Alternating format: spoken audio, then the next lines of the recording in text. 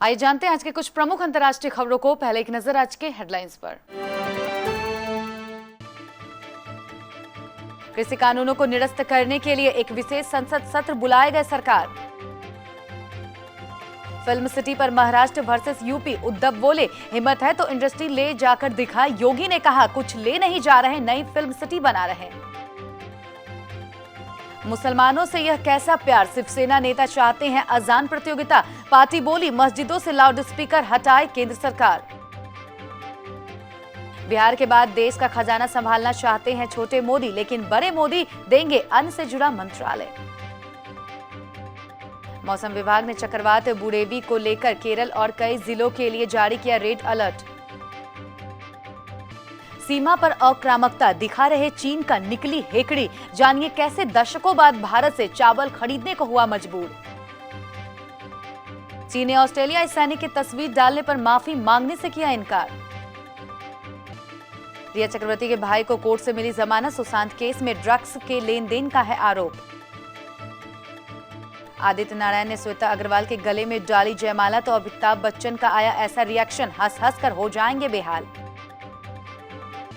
और पाकिस्तानी टीम के 3 और खिलाड़ी कोरोना पॉजिटिव, अब तक 9 संक्रमित। नए कृषि कानूनों को लेकर जारी गतिरोध को दूर करने के गुरुवार को केंद्र सरकार के साथ होने वाले चौथे दौरे की वार्ता से पहले सिंधु बॉर्डर पर किसान संगठनों की एक बड़ी बैठक चल रही है। इस बैठक में सभी किसान संगठनों के पदाधिकारी सरकार के समक्ष उठाए जाने वाले अपने अपने पॉइंट साझा करेंगे। यूपी गेट पर डटे भारतीय किसान यूनियन के अध्यक्ष राकेश टिकैत भी इस बैठक में शामिल हुए हैं। किसानों के आंदोलन को ट्रांसपोर्टर का भी समर्थन मिल रहा है। 3 कृषि बिलों को लेकर जारी किसान आंदोलन के समर्थन में उतरे ट्रांसपोर्टरों ने आगामी 8 दिसंबर से देशव्यापी हड़ताल पर जाने का आह्वान किया है। उत्तर प्रदेश के मुख्यमंत्री योगी आदित्यनाथ मुंबई दौरे पर हैं। बॉम्बे स्टॉक एक्सचेंज में उन्होंने बुधवार को लखनऊ नगर निगम के बॉन्ड लॉन्च किया। इसके बाद योगी कई बॉलीवुड हस्तियों से मुलाकात करेंगे। योगी के इस दौरे को लेकर विवाद भी शुरू हो गया है। यूपी में फिल्म सिटी बनाने के मुद्दे पर महाराष्ट्र के मुख्यमंत्री उद्धव ठाकरे ने कहा कंपटीशन अच्छी बात है, लेकिन किसी की धमकी नहीं चलेगी। योगी ने इसके जवाब में कहा हम कुछ नहीं ले जा रहे हैं, मुंबई फिल्म सिटी यहीं रहेगी। यूपी में वहां के माहौल और जरूरतों के हिसाब से नई फिल्म सिटी बनाई जा रही है। पार्टी नेता की ओर से अजान प्रतियोगिता की इच्छा जाहिर करने के बाद घिरी शिवसेना ने पल्ला झाड़ते हुए मस्जिदों से लाउड स्पीकर हटाने की वकालत की है। शिवसेना ने ध्वनि प्रदूषण रोकने के लिए बुधवार को केंद्र सरकार से मस्जिदों में लाउड स्पीकरों के इस्तेमाल पर रोक लगाने के लिए कहा। शिवसेना के मुखपत्र सामना में एक संपादकीय में कहा गया है कि ध्वनि प्रदूषण और पर्यावरण से संबंधित मुद्दा है। संपादकीय में कहा गया है केंद्र को ध्वनि प्रदूषण की रोकथाम के वास्ते मस्जिदों में लाउड स्पीकरों के इस्तेमाल पर रोक लगाने के लिए अध्यादेश लाना चाहिए। शिवसेना के मुंबई दक्षिण विभाग के प्रमुख पी सकपाल ने मुसलमान बच्चों के बीच अजान पढ़ने की प्रतियोगिता कराने का सुझाव दिया था, जिस पर विवाद खड़ा हो गया था। इस विवाद के बीच संपादकीय में यह टिप्पणी की गई है। बिहार में वित्त विभाग संभालने का लंबा अनुभव रखने वाले प्रदेश के पूर्व उप मुख्यमंत्री सुशील कुमार मोदी बोल नहीं रहे हैं, लेकिन उनकी चाहत देश के वित्त मंत्रालय की है। दूसरी तरफ बड़े मोदी यानी प्रधानमंत्री नरेंद्र मोदी बिहार के मोदी के लिए अन्न से जुड़े 2 में से 1 मंत्रालय ही देंगे, यह लगभग तय है। बुधवार को सुशील कुमार मोदी के राज्यसभा के लिए नामांकन के पहले ही दिल्ली में इसकी बात लगभग पक्की हो चुकी है। बिहार में नई सरकार के लिए एनडीए की पहली बैठक हुई थी। भास्कर ने तभी खुलासा कर दिया था कि सुशील मोदी दोबारा डिप्टी सीएम नहीं बनेंगे। उन्हें रामविलास पासवान की खाली सीट से राज्यसभा भेजकर केंद्र में मंत्रालय दिया जाएगा। सुशील मोदी को राज्यसभा का टिकट भी मिल गया है और पिछले 4 दिनों के अंदर भाजपा के केंद्रीय नेतृत्व में उनके लिए मंत्रालय भी लगभग तय कर लिया गया है। चक्रवात निवार के बाद केरल और तमिलनाडु पर एक और चक्रवात बुरेवी का खतरा मंडरा रहा है। बंगाल की खाड़ी में गहरा दबाव का क्षेत्र बन रहा है। इसके चक्रवाती तूफान में बदलने की संभावना है। भारत मौसम विभाग ने चेतावनी जारी की है कि चक्रवात बुरेवी बुधवार शाम या रात को त्रिकोमाली के करीब श्रीलंका तट को पार कर जाएगा। इस चक्रवात के 3 दिसंबर की सुबह मन्नार की खाड़ी में उभरने और 4 दिसंबर की सुबह कन्याकुमारी और पंजाब के बीच दक्षिण तमिलनाडु को पार करने की उम्मीद है। भारत के मौसम विभाग ने चक्रवात बुरेवी के मद्देनजर 3 दिसंबर को केरल के तिरुवनंतपुरम, कोल्लम, पाटनमथिट्टा और अल्पापुझा जिले के लिए रेड अलर्ट जारी किया है। मौसम विभाग ने बताया कि चक्रवाती तूफान के दक्षिण तमिलनाडु में 4 दिसंबर तक पहुंचने की संभावना है। इस दौरान दक्षिण तमिलनाडु में 2 और 4 दिसंबर को भारी से बहुत भारी बारिश का अलर्ट जारी किया गया है।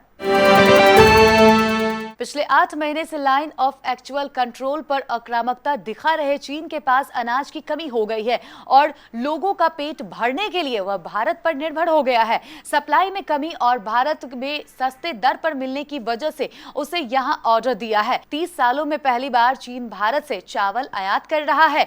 भारतीय उद्योग जगत के अधिकारियों ने रॉयटर्स को यह जानकारी दी है। भारत दुनिया का सबसे बड़ा चावल निर्यातक है और चीन इसका सबसे बड़ा आयातक। बीजिंग सालाना करीब 40 लाख टन चावल आयात करता है, लेकिन क्वालिटी की दलील देकर भारत को दरकिनार करता रहा है। लेकिन इस बार उसने भारत से चावल आयात का फैसला किया है। यह ऐसे समय पर हुआ है जब दोनों देशों के बीच सीमा पर टकराव चरम पर है।